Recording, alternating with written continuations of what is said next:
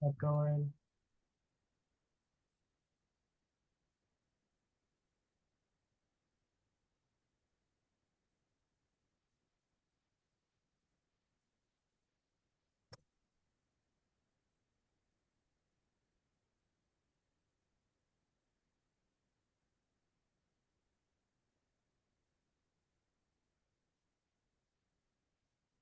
Austin, are you gonna project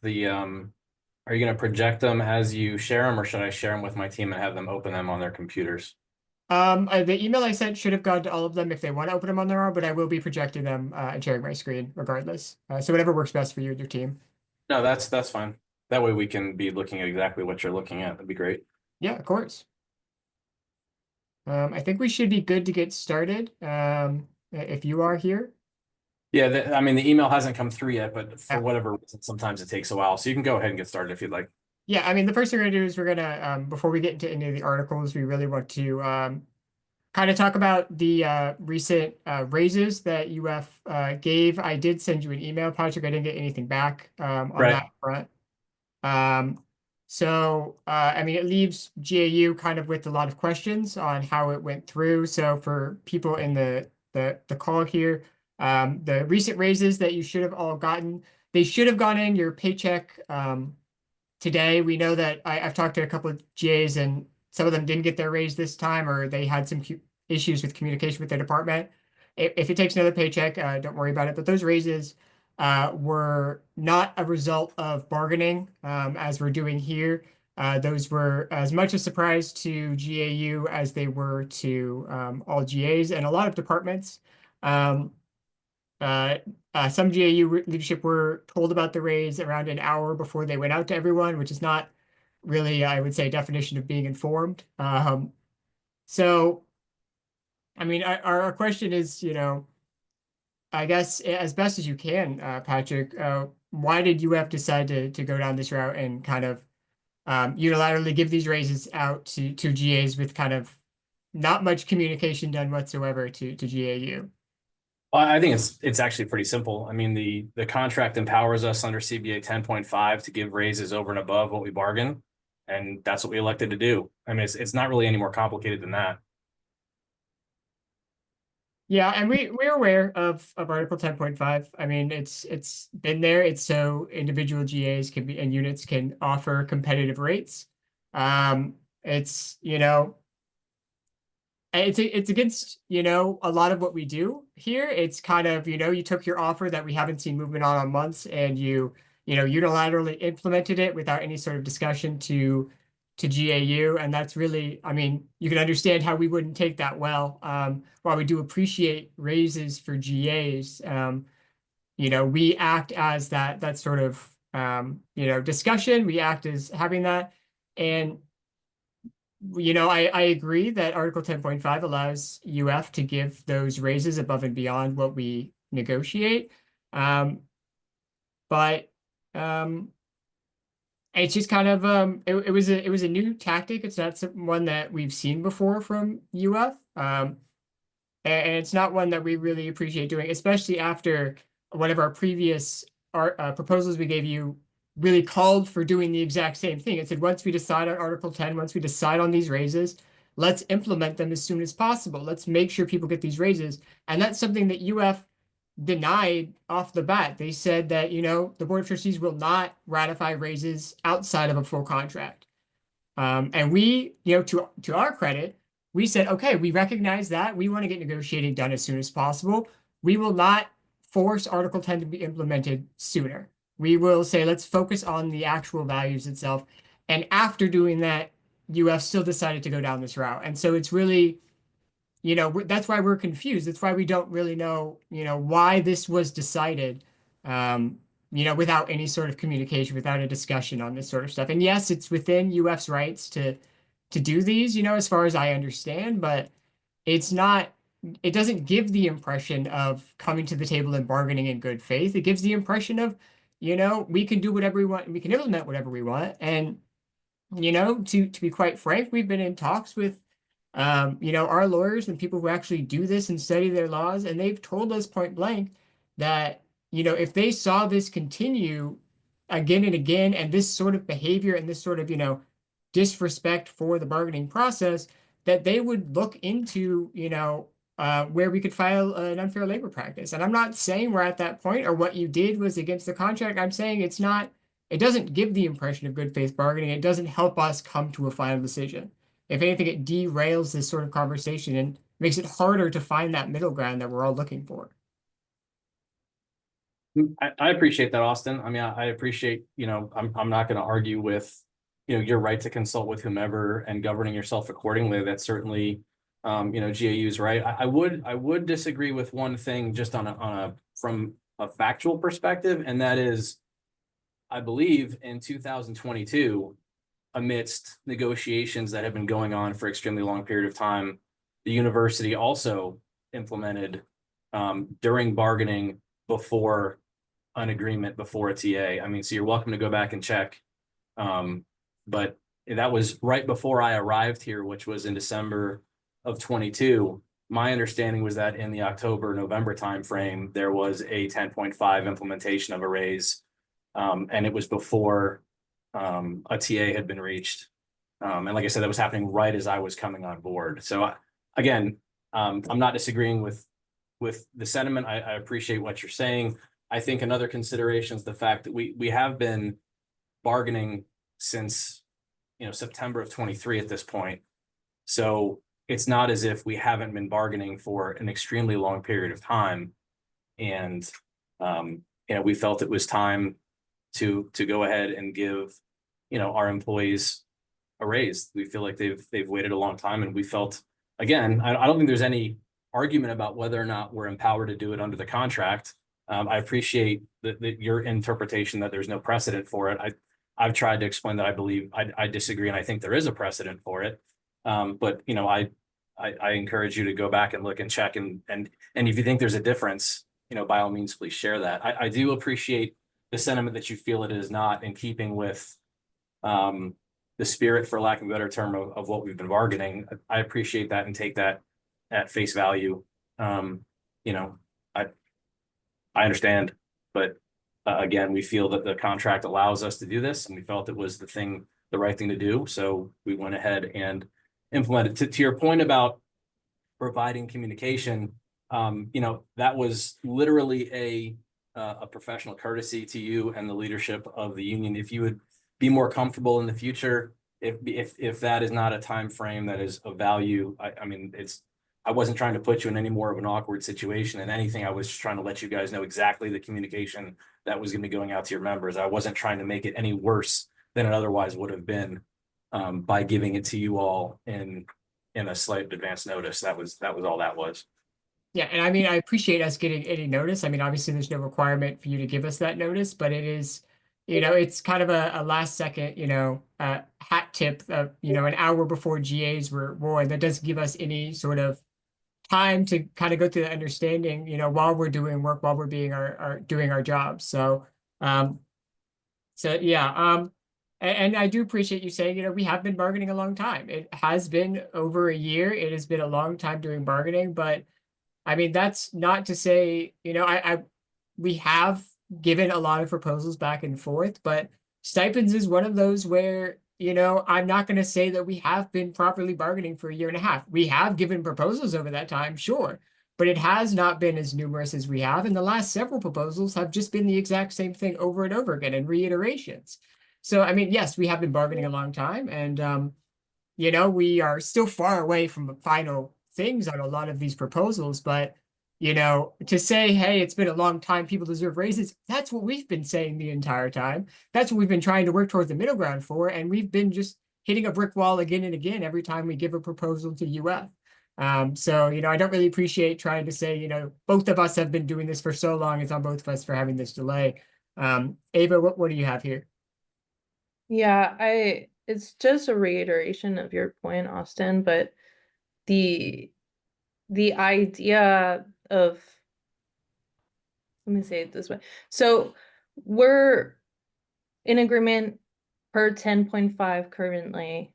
University of Florida can implement raises, that have not been bargained by with UFGAU, but It's just, it is the offer that you have been proposing for the past multiple sessions. And you have to understand that it comes across as you unilaterally implementing the offer that you've been imposing on the table for like months now, right?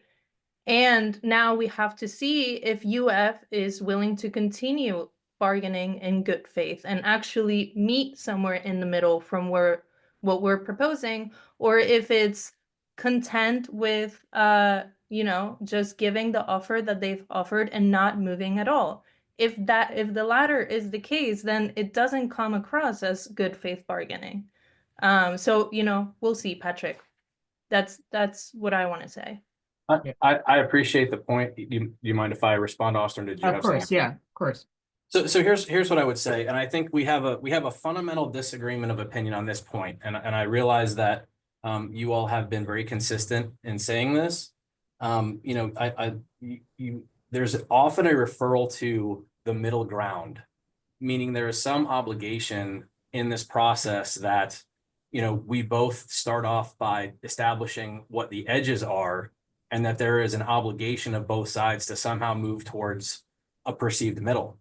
And even going back to last year's bargaining, I attempted to respectfully and diplomatically reject that premise, because what it basically does is it sets up an assumption that no matter how we get to determine whatever the middle is going to be by wherever we assign our first offer. And as I've said, as diplomatically as possible, we fundamentally reject that premise.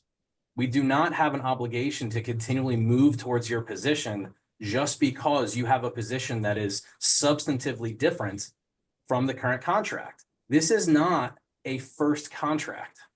This is a successor agreement. So, there is an assumption and there is an expectation that we are going to be in some way, shape, or we previously both ratified the agreement. Now, granted, it's a full book. We are starting over and we have we do have a new contract of bargain, but there is no obligation on our part to move any farther to your position than we feel comfortable just because you have a position that is markedly far apart from ours. We have an obligation to bargain in good faith. I appreciate that concept.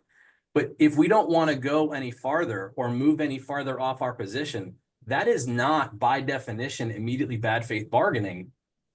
It just isn't. And I realize we have a different interpretation of this. We continue to disagree on this point. That's not going to change the way that we're bringing proposals. It just isn't. And I appreciate that you want to assert that it's bad faith bargaining or that we're not being participatory. I mean, you can continue to say that, but the bottom line is it's just not true. It's just untrue to continually say to us, we're not participating in bargaining. I mean, the statistics bear it out. Each of us have exchanged over 75 proposals. We've met 30 times. There are brand new contracts that don't take that much effort. It's a 25-page contract.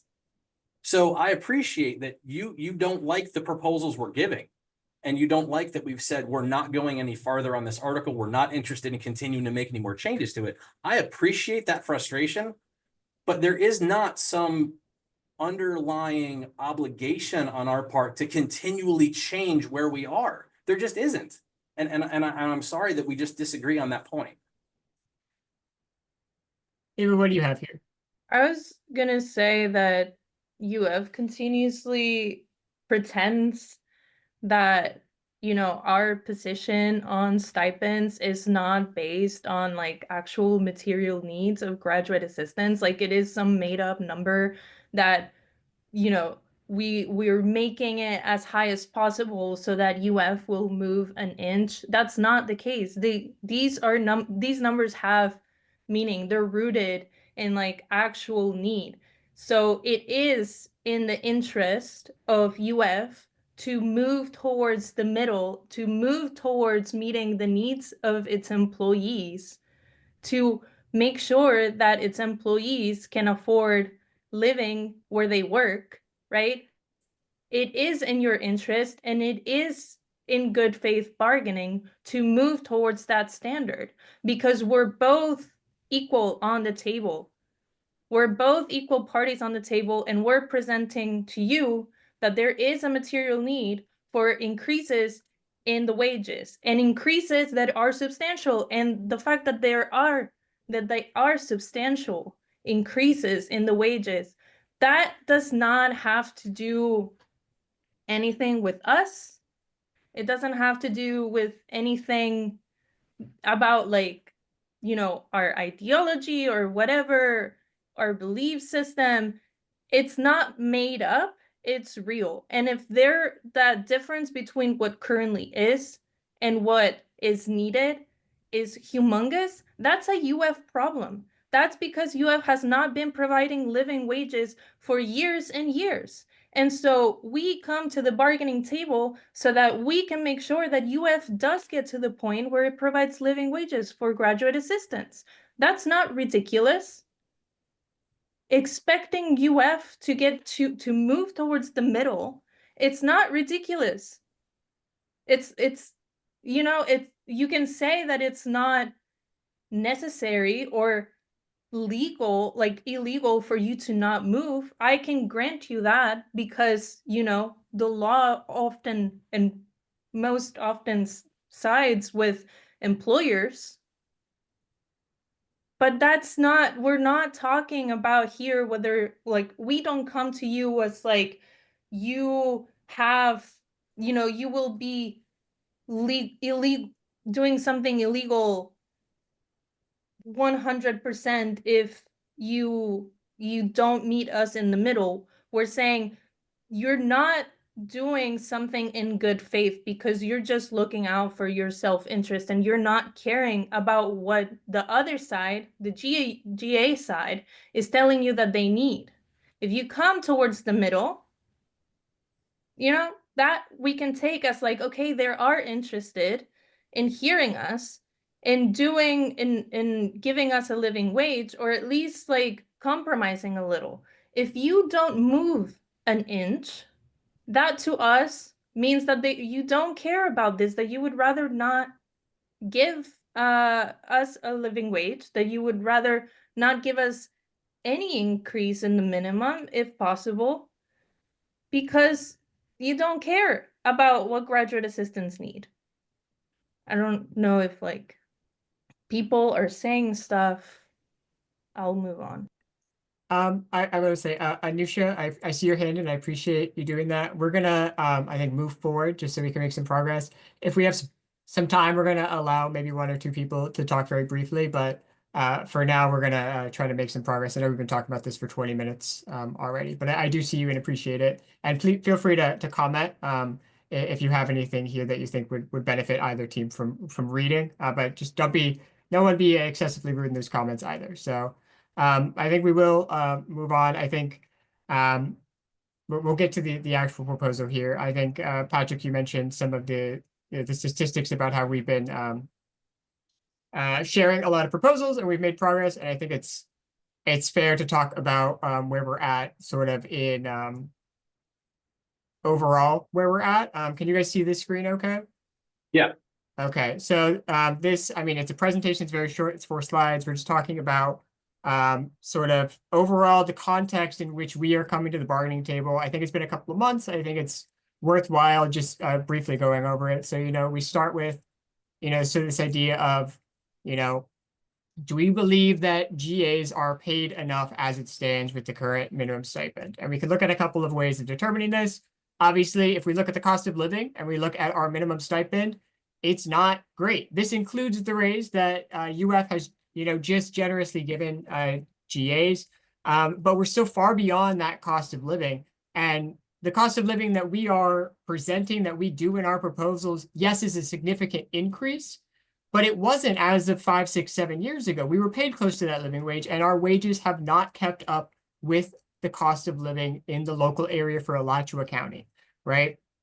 And so that's just, you know, we see this and we know that GAs are having a harder time paying for everything. We look at rent and we say, okay, how much of the minimum stipend would have to go towards the median rent in Gainesville, you know, And we see, yeah, if you were on the minimum stipend and you wanted to get a normal apartment, you could pay up to 75% of your stipend on it. This is for one person, not sharing an apartment. There are some caveats, obviously, with doing apartments, but that's not a value that's close to reasonable. You know, the line for rent burden is 30%. Even if we move that goalpost and we look at severe rent burden, which is 50%, the minimum stipend has never gotten below that, and it's getting worse, right? Even with these raises included, you know, it's getting worse. This one does not go to 2025. We don't have obviously rent data for 2025, but you can see like this trend is not great, you know?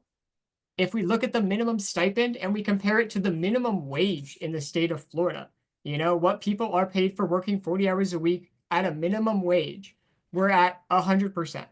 You know, sure, that's better than it was 2 years ago when it was 99.45%, but that's a significant decrease in saying that GAs are paid well that we were several years ago. So, you know, are GAs paid enough? You know, based off these graphs, no. It's a big frowny face. It's a no from me. Can UF afford to give GAs raises? They can give raises to admin, you know, they can give raises to faculty and staff. So much spare money that UF was able to give, you know, bonuses to tenured faculty to give this merit raise pool outside of any sort of bargaining. You know, they're able to pay a former president $1 million a year after no longer serving in that role. Have their net position increase by a significant portion over these last 9 years, and yet GAU is not GAs are not benefiting from UF being able to have that money on the side. From GAs working and helping UF to be a successful university, GAs are being left in the dust even though we're doing all this work. So can UF afford to pay us more? It's a pretty clear yes. You know, is UF financially secure? If we look, you know, not just now, but over the term, you know, if we look at what people are saying in like actual financial sense, you know, the Board of Trustees chair says that University of Florida is in a great position, strong position to do great things. You know, our interim president says we're on an incredible trajectory. We have great momentum. The S&P looked at UF's market position and it's exceptional. Everything is exceptional with how UF does its books, which is great, except that that's off the backs of the work that GAs are doing. And so, you know, yes, UF, I would say, is financially secure, and I think most people would agree. And so when we get to our Article 10 proposal, when we look at these numbers, you're going to see that it's the exact same proposal we gave you guys last time. We think that, you know, we are happy to discuss where we go from here and have a logical next step. But nothing we've seen from UF from reiterating your current position has done anything to say that you can't afford to give us raises, that GAs do not deserve to have a living wage. And we think that it is this is reasonable. Yes, it's a big increase from what we're at right now, but when you look historically, it's reasonable to what we've been paid before and what we deserve. When you look at how we calculate our total costs, it's the equivalent of 9 severance packages. It's less money to GAs than we calculate is being lost to overwork every year by GAs. And it's less than 1% of UF's total budget to, you know, be able to afford thousands of people a living wage. And so, you know, that's where we are, that's where we stand, that's where GAU is, and that's not going to change without significant changes. So let me exit this real quick and I can stop sharing, and we could go over the actual text of the proposal itself if you would like, but that does match what our proposal is. That's fine. I mean, I think you said you were going to send it. I don't know, for whatever reason, Austin, I still haven't received it, but maybe it's coming at some point. Yeah, it says it's sent on my screen. Let me do a resend here for you.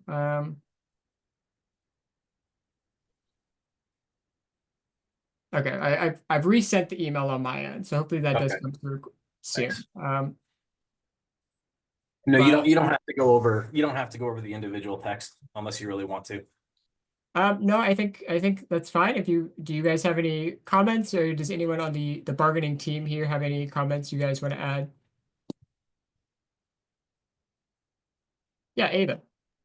I was gonna say, if that's the proposal for Article 10, that we have some people that do want to talk about Article 10 stipends. If you think now is the time. Yeah, I think we could probably have a couple of people talk pretty briefly, not too long, keep it to like, you know, a minute or two, just so we have enough time here, but no, I think that's perfectly fine. Okay, so I'm gonna call on the people that I know want to speak. So Hien, do you want to go first? Yeah, thank you. So I am I talked to GAU a bit about the rising living cost of the GA, as I'm also the on my last year of the GA too. And this impact on many aspects, such as rising housing rents. I'm currently off campus, so the rents is keeping raising every year. Um, and even so, the I personally chose the off-campus housing that is already further away from the university, which is about 15 minutes driving from that, and the cost living still is pretty high. Um, and the second thing is about transportation, because I intentionally chose the off-campus housing far away from the university to ensure the affordable um, amounts that I can pay each month. I have to spend more money on transportation. So I currently have my own transportation, and that also impacts on like the decision of housing also impacts on all the costs such as transportation. I know that my peers who chose public transportation is is facing challenges such as during the summertime or during the break time, the or even just weekends, transportation publicly is not guaranteeing its time correctly. And there is some issues in terms of RTS and UF2, so which I want to raise issues during this conversation. Yeah. Thank you. We appreciate you saying something and speaking up. Yeah. We also have Anusha. Hi, am I audible? Yeah. Hi.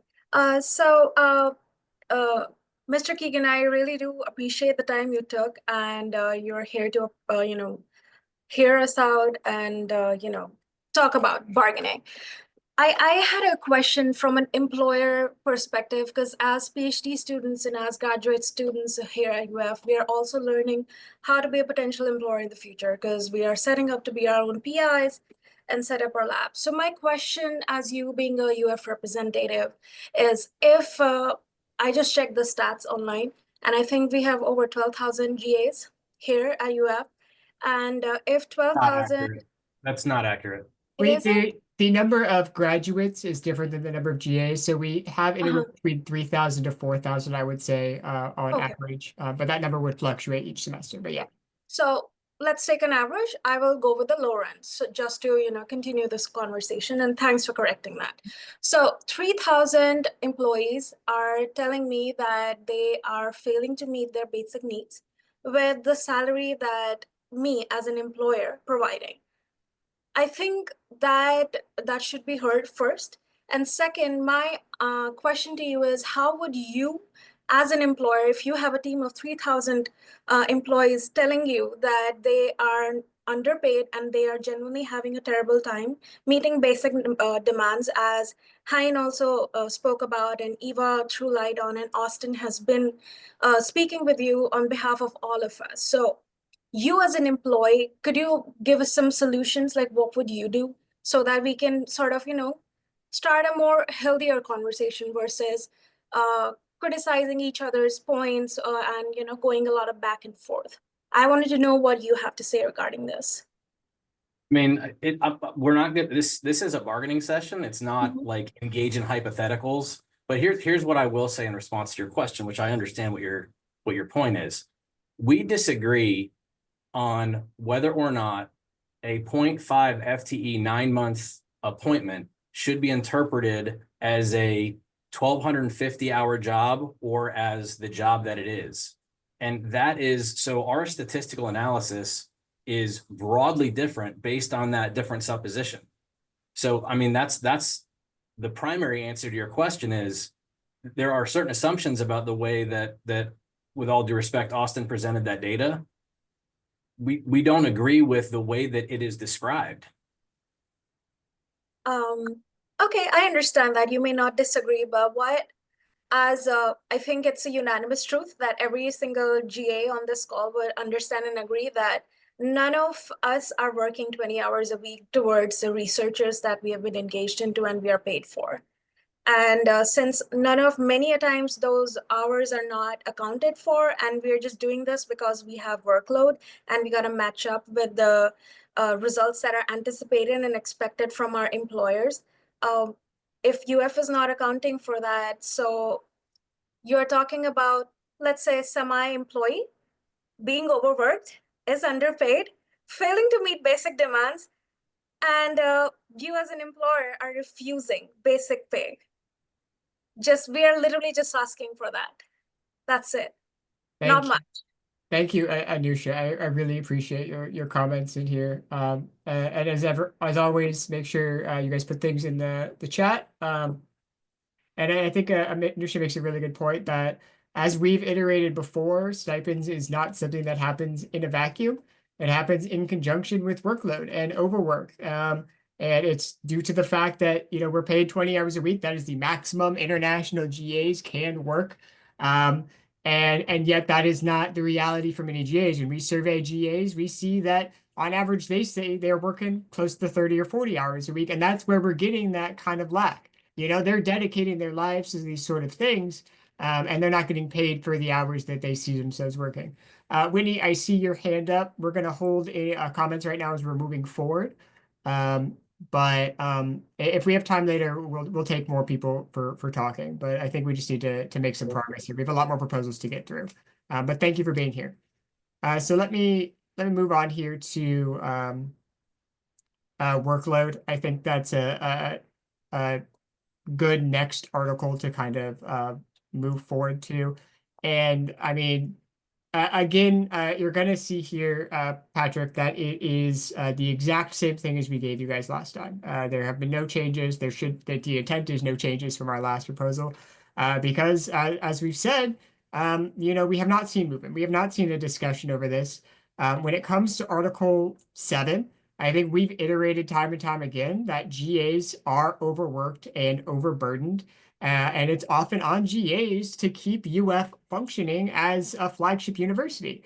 And they deserve the respect of addressing issues relating to how much they're working per week. I mean, GAs just deserve better than to avoid this sort of discussion. So we need to have a discussion on overwork. We need to come to a middle ground. I'm going to say middle ground. We need to find that middle ground where we actually have a definition for what overwork is, because that doesn't currently exist. Right? We wanted to say that GAs can't work more than their FTE. If they are 10 hours per week, that is their FTE. That is what they're supposed to work. If it is 20 hours, they are working 20 hours per week. When it comes to international GAs, they legally can't work more than that once.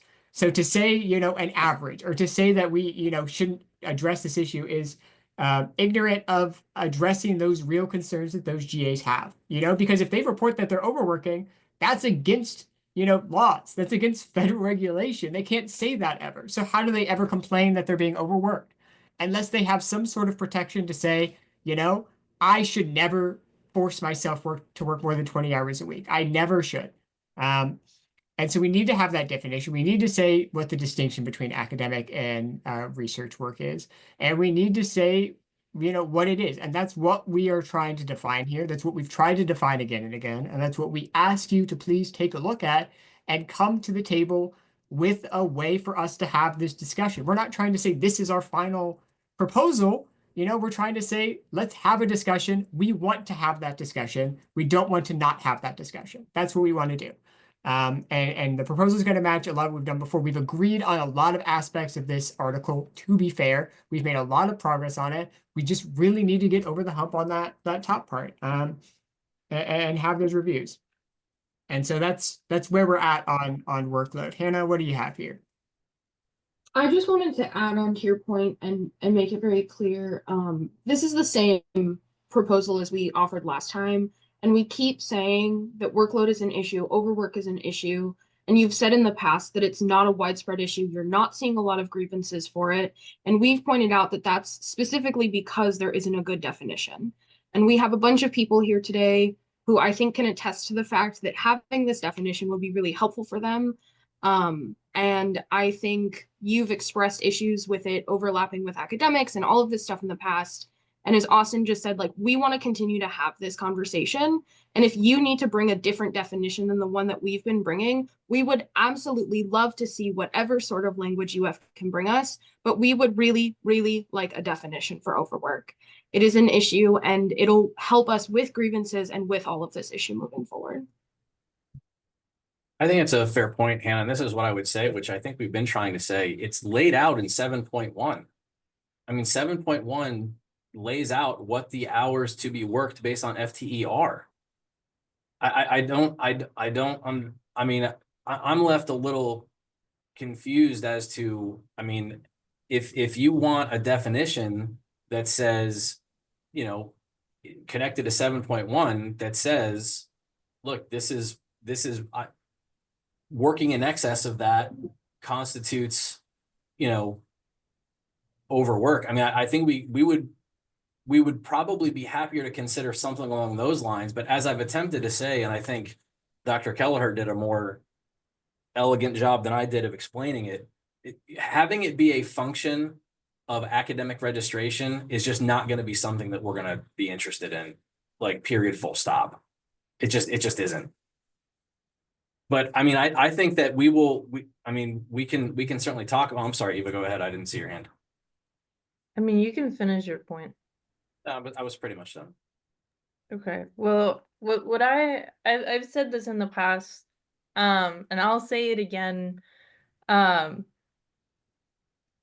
There's no way for a lot of people to file a grievance and demonstrate a violation of, you know, their work hours, to demonstrate that they've been overworked, because a lot of the times their work that they have to do as an RA is actually tied to their dissertation work or their master's work, which they have to probably register. I'm pretty sure, I mean, at least for me, I have to register for research credits to do that. Then that becomes academic work partially. So there is an ambiguity that can be exploited and that has been exploited. Maybe not to your knowledge, Patrick, because these cases, as I've said multiple times, is very hard for GAs to bring up. It's very hard for GAs to prove, and it's very hard for GAs to, you know, go through all that process without burning bridges that they need in order to progress with their careers. So we are inherently in a vulnerable position, and UF has a contract with us that has ambiguities that can be used to exploit that vulnerability. So what do we want to do? We want to create a definition that puts away that ambiguity, right? That clarifies it, that makes us able to say, this was my research that counts towards the work that I'm paid, and this research that I'm done that would, you know, otherwise maybe be counted towards that 20 hours, but as an excess work, does count towards my research credits. Without that, I can say, well, I'm working more than 20 hours on this, right? On work that counts towards my dissertation. And then my PI, or you, Patrick, that, you know, hears the grievances, can say, well, but you're also taking research credits. So it's actually, you're not working 20 hours and then another 25 hours. You're working, I mean, you're not working, you know, you're not overworking, you're working 20 hours and then the rest is your academic work. So you're not overworked. You're not doing more than you have to, and you deserve the miserable pay that you're getting. You can say that, and like, because that contract allows it. So we want to make sure that our contract does not allow that. It's not anything out of the world, and you know that the 0.5 FTE is inherently ambiguous and does not help us go through grievances properly in a way that protects graduate assistants, because it is like an ambiguous standard that you can apply however you want. How Also, many? Okay, Zara, go ahead. I was gonna say, I mean, this is a question for Austin, but there are people that want to talk. I don't know when we're gonna allow 2 more people or 1 more person for public comment, but this might be related to what they want to say. I know what you're gonna say, Patrick. I know you're gonna ask how many people does this happen to? It's I know that you don't receive that many grievances of this for this. I know that. But we do talk to GAs. We talk to GAs. Do you talk to GAs? We talk to GAs, and this is a constant issue. It's a constant issue. We attend the Wayne Garden Rights session, and we see that it is an issue. So we are in a position to know that it is an issue much better than you, and you just coming to a bargaining table and saying, well, I haven't seen any grievance. I'm telling you that is because inherently we're in a vulnerable position, and filing a grievance is a really big step for people, and it can burn bridges. And that's important to take into consideration. The fact that you're not seeing grievances about this issue does not mean that they don't happen. All of the people will tell you that I'm working more than 20 hours. They're going to tell you that. Hannah. Sorry, I was furiously typing. I just want to say, and I want to recognize, Patrick, that you briefly said you would be open, or UF would be interested in hearing some sort of definition related to going over FTE. And I just want to like pull that back in and say, like, please, whoever you need to talk to, if it's the grad school, if it's HR, if it's whoever it is, if you all could do a little bit of work for us and come with any sort of definition, we would love to continue this conversation. And we'd love to see what you all have to say. And we have these ideas based on our personal experiences and the experiences of all of these people around us on what we think would work. And that's what we're trying to present to you. And so if for whatever reason UF thinks that that's not going to work, you've got to give us something. We've got thousands of people behind us who think that this is an issue, and we need to start somewhere. Yeah, what I was gonna actually ask wasn't what I was gonna ask a different question, and it wasn't gonna be about how many grievances were filed. It was actually gonna be about how many times the argument that you laid out, Eva, has actually been made. I mean, how many times has that actually been said that, well, we're not even gonna consider this because it's an overlap? And then my follow-up to that was gonna be, you talked a lot, and I thought you did a good job sort of articulating this concern about the relationship and the power structure. I think we've had that conversation multiple times. What my question was going to be is, how does this change that? I mean, right now, what I'm hearing is this is a massive problem that isn't being addressed. And part of the reason it isn't being addressed is because people don't want to file grievances. I don't know how this would be any fundamentally different, even if we were to agree to this language. It would, I mean, that's not going to change. It's not going to change anything. So if the problem is the fact that people don't feel comfortable filing grievances because they think it's going to damage their relationship with their PI, I don't see how this is going to change that at all. See, Hannah, I'll let you talk in just a second. I just had one point here, and it might be the exact same point you were about to make. And I think, you know, part of the issue is, yes, people do not want to go and against their PI. That is a, you know, it's a employee relationship. It is very, you know, complicated at times. But the other issue is they also aren't comfortable because as it's written, 7.1 is pretty much unenforceable to try to find the definition of overwork.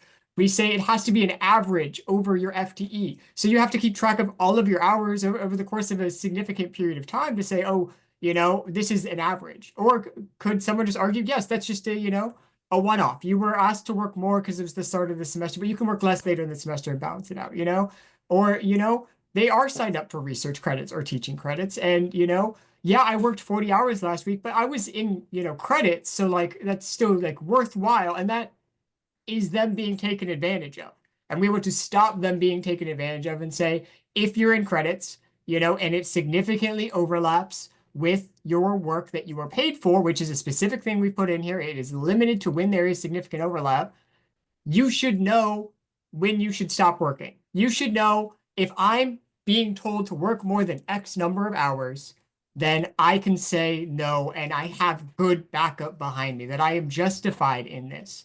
If we have nothing that is enforceable, and I'm a student and I'm talking to my PI and I say, I want to work less, they're not going to be happy with me. They're not going to say, oh, that's a great grad student right there. You know, they're going to say, well, you have duties. You have to get them done regardless of how many hours it takes. And that's kind of where we're trying to draw this line and say, let's, you know, get closer to something that works.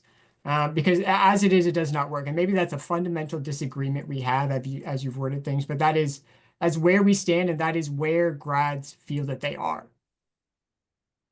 And if we want to continue going through this, Patrick, I'm happy. If you want to just move on to the next article, I think that's fine by me too. Yeah, if it's the same, we don't have to necessarily go through all the language again unless you really want to, Austin.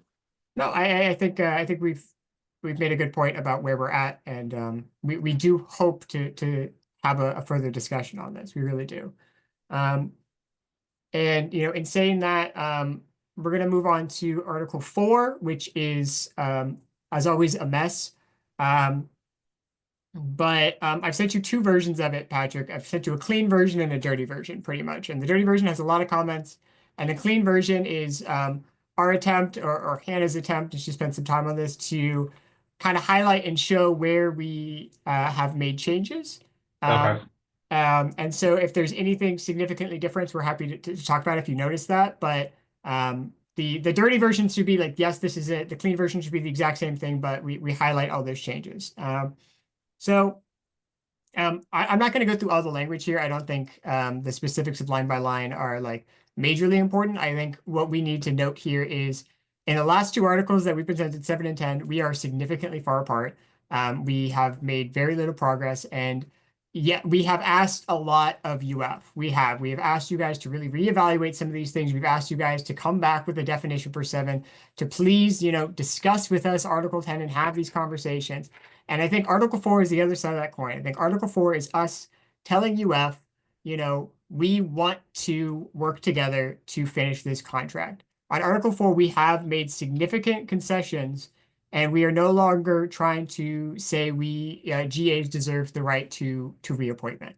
I think that is a significant concession from us. That's something that we have given you time and time again. And that's not something that comes easy. That's something that comes to us so we can say, can we please discuss these other things more in depth? Can we make progress on those and stop hitting this brick wall we have? So in us doing that, we have made some changes. We are no longer asking for that reappointment. But you know, we have things about the letter of offer. We want, you know, again, a letter of offer when it's giving that number saying you're going to be paid X amount, theoretically. It can't show or like make people think that they're going to be here for multiple years or that they're guaranteed to reappointment. You know, a lot of LOAs say, you know, except in like academic performance, you're good to go. We are committed to giving you money for the next 4 years. And that's not me paraphrasing. That's an exact quote. We are committed to funding you for the next 4 years.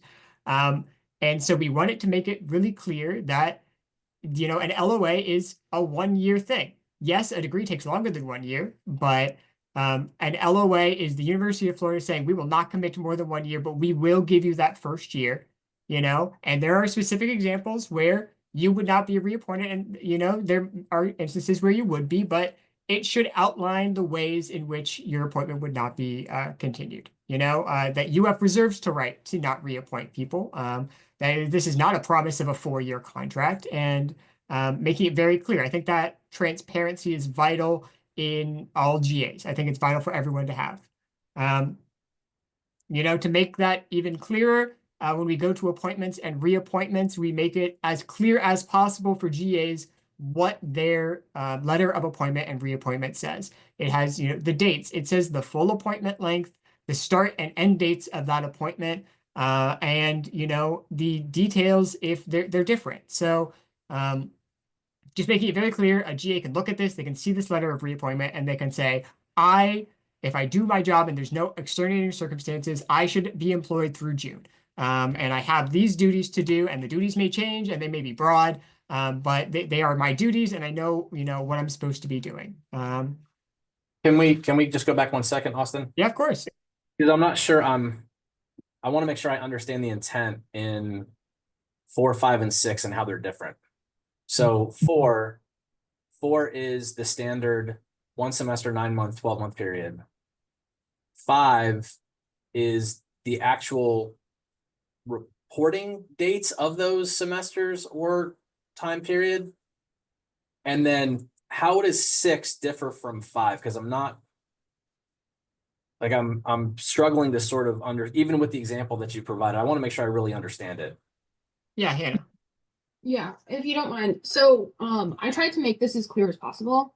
It's the issue that we've continually brought up, that letters of appointment, even though you're like a 9 or 12-month GA, especially in the case of teaching, oftentimes it will give you only the details for 1 semester. And the intent of this is to offer the length of the entire appointment. So for example, if I'm a 9-month GTA, right, it'll say I'm appointed for 9 months. That runs from August, whatever, to May, whatever. And then underneath that, it'll give me the start and end dates, right? And then underneath there, where it says you're going to be teaching this course for this professor, it will also list the start and end dates of those details, right? So if it's only the fall semester, it'll say from August date to December date, and that'll be separate from that 9-month period, which is August date to May date. And This part of is- the clarification here, Patrick, is we've been talking with some GAs, and some of them get fresh letters of reappointment every semester as their duties change, as their teaching changes, even though it says 9 months every time. And that can be extremely confusing for them because they don't know these sort of specifics. And we're happy to discuss if there's better language that you think would work better or make it more No, clear. I think I understand. I appreciate that. And so, when they're appointed, they give the criteria concerning reappointment. We've moved a couple of things around, as Hannah's noted here, and hopefully we have those categorized properly. So if a GA requests support from GAU on this sort of stuff, GAU can help them by requesting that information. That's just a minor, help us, making sure we're getting the information as they've given us permission to help them with. For appointment details specifically. And again, the big one is we've left in this line saying that it doesn't create a right, interest, or expectation of continued employment. That is a big concession from us. That is a big change from what we've had in previous things. And I think that's where we are. I know there's still some movement in there, some things we have to get fine-tuned, but I think with this, we are much closer to finishing Article 4 than we were before. No, I appreciate that. Obviously, we'll take some time to go through against that horrid document that I know we've both been putting significant work in on, which is why it's so unreadable. I think there's maybe 8 or 10 people at this point that have made comments on it. But I do think, to your point at the beginning, which I want to tell you I appreciate. I do think we have done, the other disagreements notwithstanding, I do think we've done considerably good work on moving towards something that works better for everybody on this one. So I appreciate the work that Hannah and the team have put in on this, and I know it's been a lot of time on this article. So we appreciate the opportunity to look at the new proposal on this one. Yeah, and we appreciate the work you guys have put in there. This one's obviously a complicated one. It's a lot of discussion time's gone into this, but we can make that next step forward, you know, together here. And I think that's really important. Let's move on from there. I think another, hopefully one we're pretty close to finishing here is Article 8 on leaves of absence. You guys gave us some changes last time from your previous proposals. And we've talked to some GAs, we've talked about what they think would work best, and we're just sort of not interested in those changes in regards to removing of sibling and switching this from 8 weeks of every 12 months to 12 weeks every 24 months. So we've changed this back to the 8 weeks every 12 months. We've matched that throughout, and we've left bereavement leave as it was before with 4 paid days and 6 additional days of unpaid. And everything else should be the same there. So that's when we have had a lot of back and forth on as we've tried to get these things fine tuned, but I think we're really close to finishing this out. All right, thanks. We'll take a look at that one too. Okay. Next up, we're going to go through Article 9, which is academic freedom. And then Hannah, you might be the best one to describe sort of the changes as they are in here. It's not significant moderations, I think, from our previous one, but just some minor edits as we get closer to the end here. Hello, sorry, I was trying to scroll back up to all of my notes. For Article 9, I think we're really close to TAing.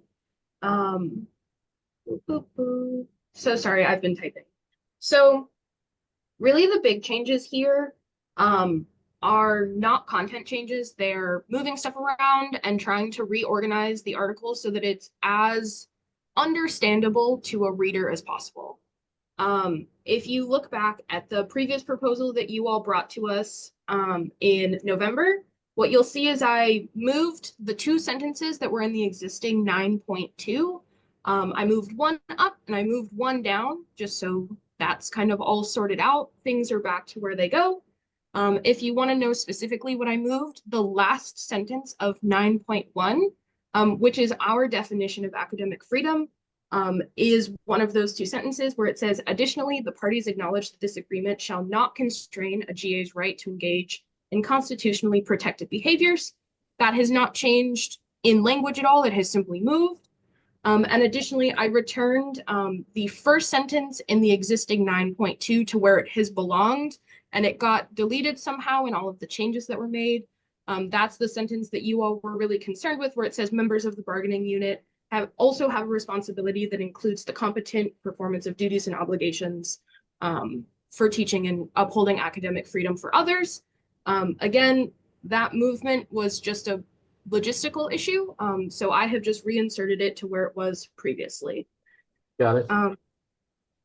The other changes to 9 is really just one thing. If we scroll all the way to the bottom, in what is the 9.5B, right at the bottom, as we've talked about in the past, we think specifying this idea of upholding ethical standards to be kind of ambiguous. And as we've talked about in detail, we have just returned this back to the standards of the field. And for anyone listening in who is a little bit confused, this is a section where we're talking about the responsibility of the university in upholding our right to pursue research. And so basically we're saying that this is, in addition to all of this stuff, it's underneath our supervisors and within the standards of our particular discipline. But that's it. Those are the only changes. Would you mind just scrolling back up a little bit, please? Oh, yeah, to line like 40-ish.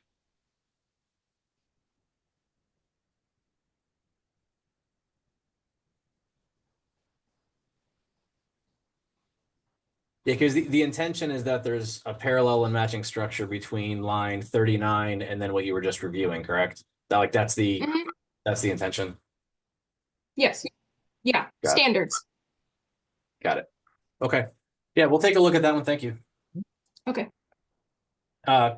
Tom, Judy, or Anyone else on the team, did you have any questions on that one? I know we've had a lot of discussion about that article. Well, No? Okay. Thank you. Okay, well, we will continue moving right along here. Next one is going to be Article 16, which again we've had a lot of back and forth on, but I wouldn't say it's been very overall productive back and forth on Article 16. Right. We have this discussion of release time, and again, we're reiterating that we are not interested in getting rid of this. This significant deviation from the contract, as you guys have indicated by removing this time and time again. And we've discussed this with other unions, with UFF, about how they use release time and how this compares and everything else. And it's they all agree that it is quite frankly like strange to be pushing so hard to remove this. I mean, release time is not, and it's not a very expensive line item comparatively to a lot of other things. If we have all of our release time filled at the minimum stipend, which is what we normally give to our RTs, I mean, a max that's going to be around $200,000 a year, which is not cheap comparatively to how we pay other GAs, but that's not busting the bank for UF. It really isn't. If we can compare it to other things, last year the president's office spent 17.3 million. We are paying a severance package of $1 million a year to a former president. Like we're paying money much greater than RTs for things that are a lot less in our opinion. Because RTs are not only essential in paperwork, but they are essential in ensuring that GAs have protection for their constitutional right to collectively bargain, to file grievances and make sure that they are heard and managed properly. Removing RTs is an attack against the union. It's attack against our leadership, and it's against this idea of not only we are bargaining for now, but we are bargaining so it stays into effect for a while, and that the RTs are there to ensure that we can do that, and that GAs can say, that they feel that their contract is being protected properly. I mean, without this, you're limited to having discussions on the weekends and after working hours. It's really rough. It's a very strange thing to try to push for so much. So it's very interesting. I would love to hear more if you have a reason for why we're pushing this. I know you've stated before that you're no longer interested in doing that. That doesn't help us move forward. That just keeps us in the same spot. I would love to hear anything else that you have on a justifiable reason for removing something that is vital for not only our union, but for UF, and to make sure that we are holding people accountable. Yeah, I mean, I think we've had exhaustive conversation about this. I mean, I think I've attempted to outline the very simple position of the university quite in a straightforward way. And it's that, we don't think that this program serves a mutual interest anymore. We believe it serves only the interest of the union, not a mutual one. And it's no more complicated than that. I realize we have a fundamental disagreement on this, but it's not any more complicated than that. Ava, what do you have? I was just gonna say that I see the fundamental disagreement, but I attribute it to a fundamental disagreement on what constitutes UF. For us is the people working at UF, and it seems that for you, UF is basically a business, the pockets of the BOT, maybe the pockets of the president and a couple other administrators.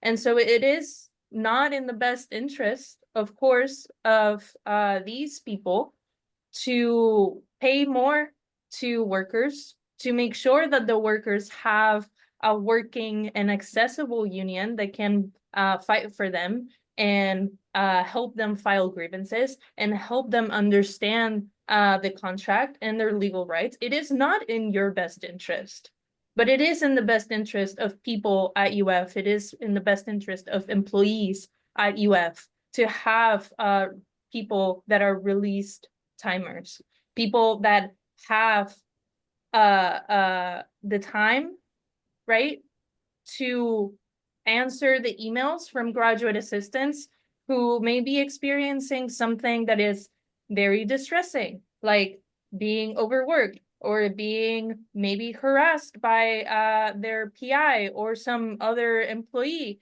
or maybe, you know, having some other issue, being unable to pay for their groceries or their rent, or having questions about academic freedom. Anything that is listed on our contract, an RT can help, will help with that, will help them go through, like, answer those questions.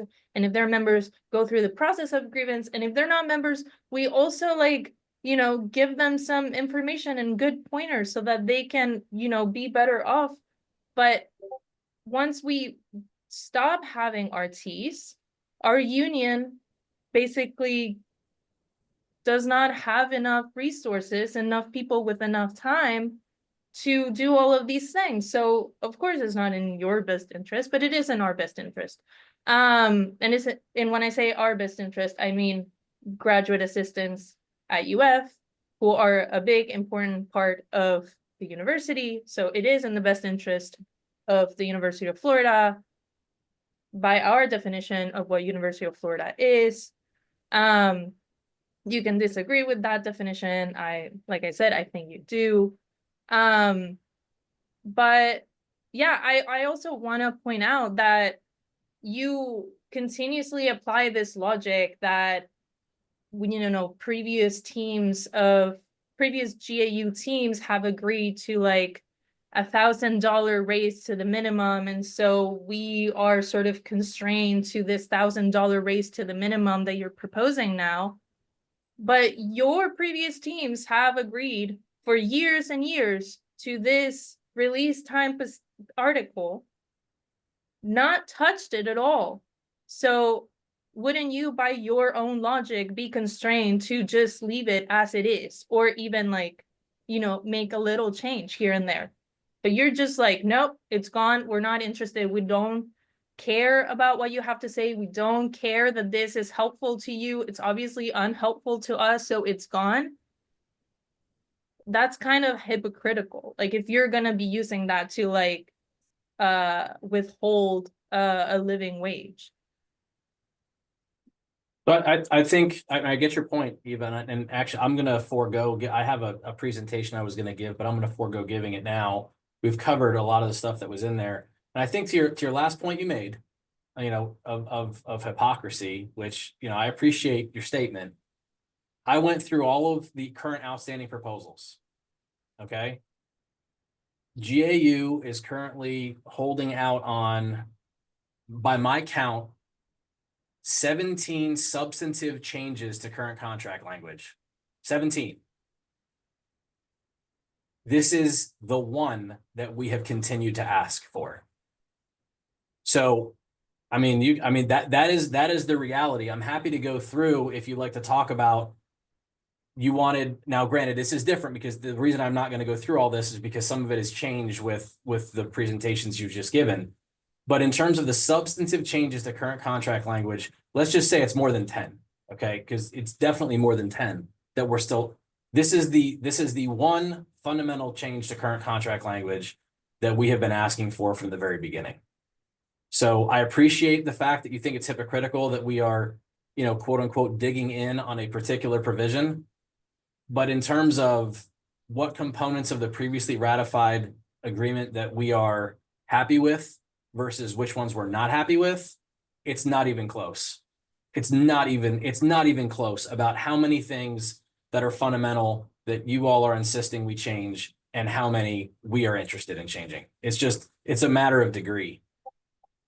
I would say a living wage is pretty fundamental for graduate assistants. Like, I don't know, like, you can have a different definition for fundamental, and it's not in our best interest to keep status quo, because otherwise, you know, we just like be happily being able to afford everything and not have any issue, but that's not the case. That's why there's like changes to a contract. That's why there is a union, so that you can push changes to the contract. Like I honestly like I just want to point out the hypocrisy on the logic. It's not a logic that I abide by because I don't agree with it. Like, right? Like, I don't care if the stipend that we're proposing is super, super different from the one that's status quo, because my point is that the status quo is awful. So it has to be better. So it's going to be substantially different. So it's per your own logic. This change does not make sense. For my logic, like, I understand where you're coming from. This is not helpful to you, so you want to get rid of it. Like, that, I understand that. I just think you got to call it for what it is. Well, if we're going to call it for what it is, your continued insistence that our proposal on Article 10 is status quo is, if we're going to talk about things that are ridiculous, with all due respect, I would say that you saying that our proposal on Article 10 is status quo is similarly just not just ridiculous, but inaccurate. You can say it's not enough, but to refer to it as the status quo of the contract is just fundamentally inaccurate. Hannah, what do you have here? I don't want to talk about Article 10. I just want to clearly say, like, just to add on to what Ava was saying, what we're asking for is not necessarily completely deleting or completely adding something brand new into the contract. I actually can't think of, I mean, there's definitions that we want to add, there's provisions that we might be interested in or refining, or details that already exist in the contract that we would like to expand upon.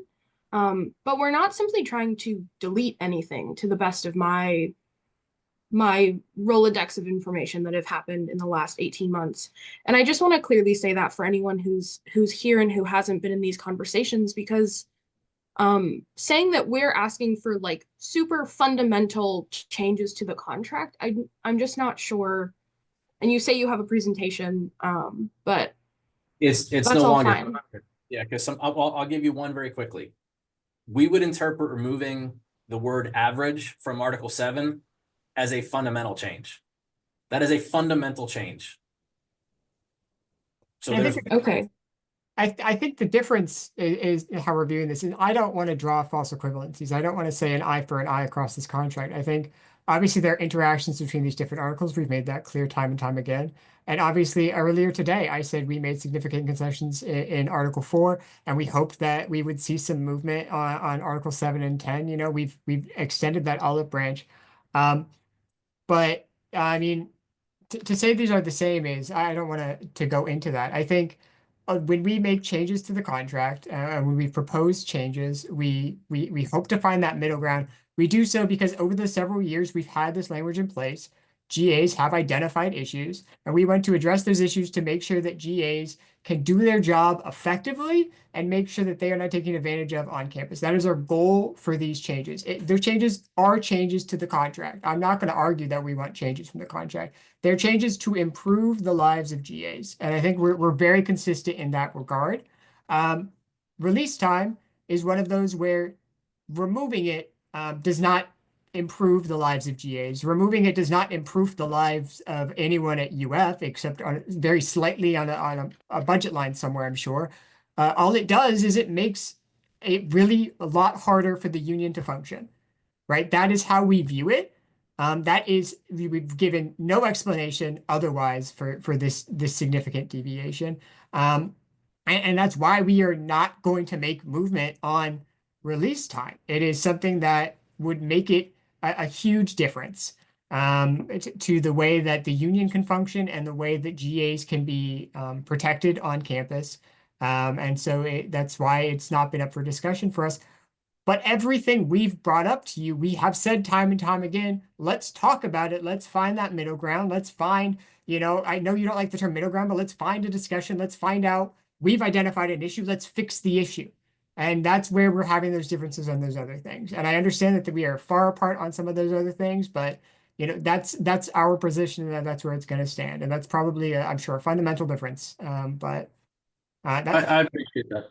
I appreciate that, Austin. I think one of the things too that I would say, and we can talk in the context of Article 4, where I will acknowledge the significant movement on the guaranteed multi-year, for example. Like I will acknowledge that is a significant movement. The thing I would only say about that, and other places in which GAU has demonstrated movement from their initial position, is that's a movement back to current contract language. That is not a movement or a concession from current contract language. That's a concession from a position that you all had taken during the session. And I just want to make sure we're using the right language when we describe those types of things. I will acknowledge that you all interpret that as a concession, but it's a concession from a new proposal that deviated from current contract.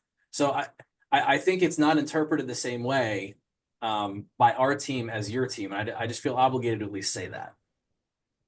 Ava, what do you have? We're not gonna thin the contract. Like, I don't understand. Like, in what world are we gonna concede by removing protections for graduate assistants? Like, this contract is supposed to be to protect graduate assistants, to make sure that graduate assistants have like rights and benefits and protections. We're not going to just start thinning that out because it's not in the best interest of the university. And No, you're that's not- saying that's not that's what I not a said. good concession enough or something. Like No, we that's are not what I trying said. to expand the contract. Of course we No, are. that's- And we are limiting the things that we are asking about. That is a concession because we do actually want those things. We want to keep pushing in that direction. So we are conceding and removing those things, even if that means moving closer to the status quo. That doesn't make it less of a concession.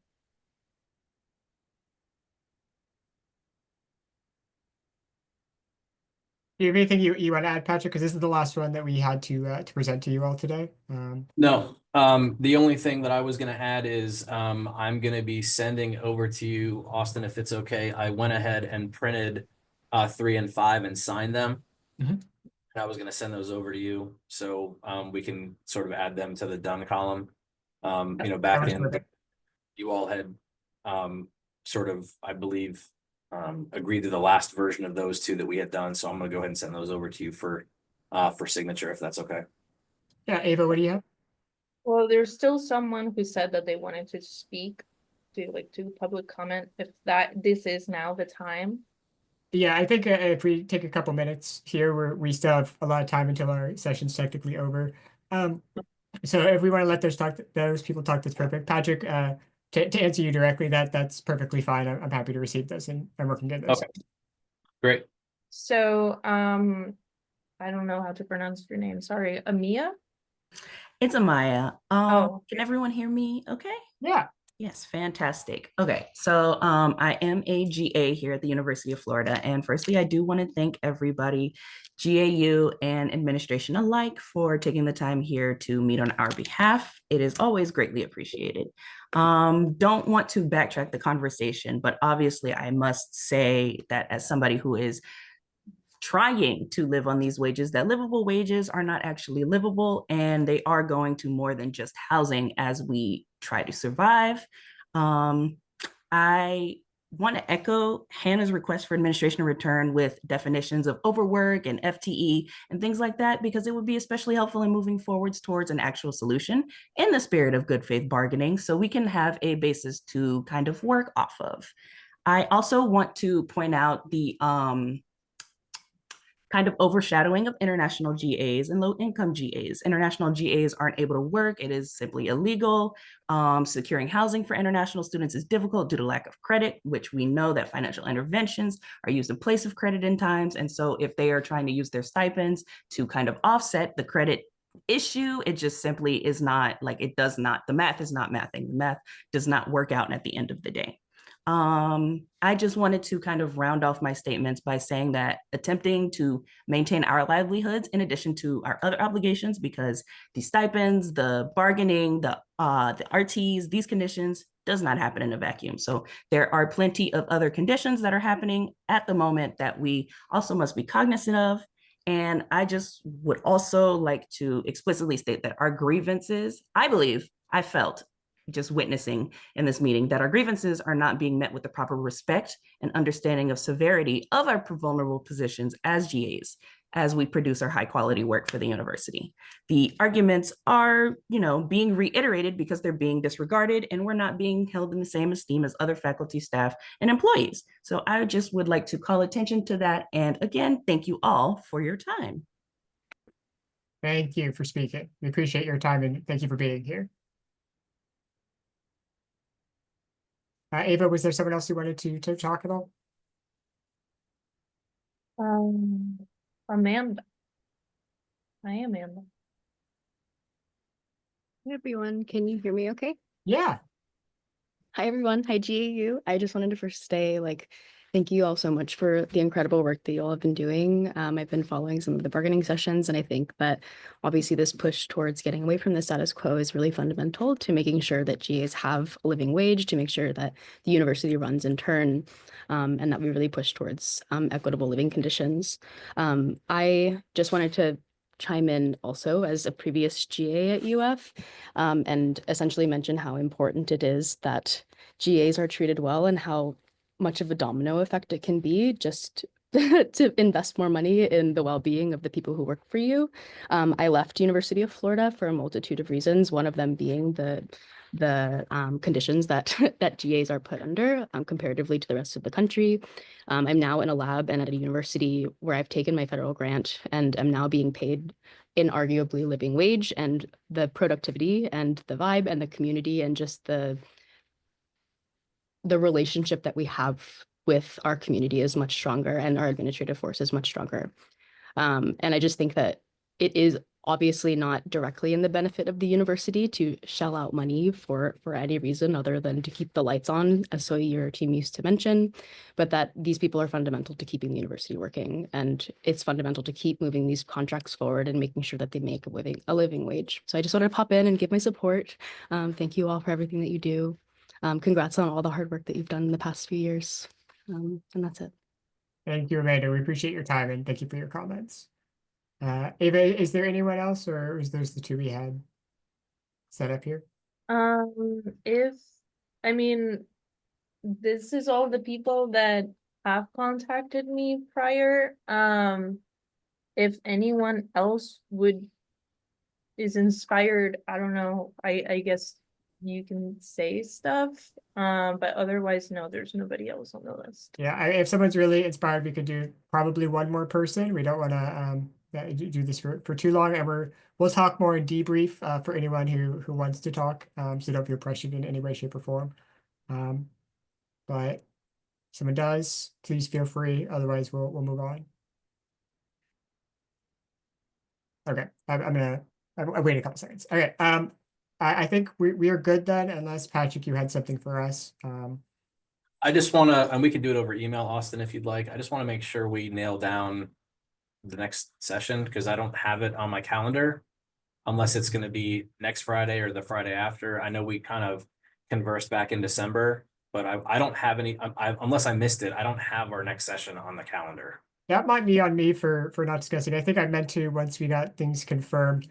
We are happy to do Fridays 2 to 4 throughout the semester. Okay. We've got rooms booked in the Rights. I'll send you a list of those. Perfect. The only caveat is those don't start next week. They start the week after. So we have to do one more Zoom, but then we should be in person the rest of the semester. Great. All right. Thank you very much. Yeah. My apologies for And not communicating that. I thought I had, No, but that might be on me. That's no problem. And my team, if we could go debrief in our caucus room, and we will plan on seeing you all next Friday. Yep. See you next Friday. For GAs, hang on for just a second here. And we will get going to our debrief.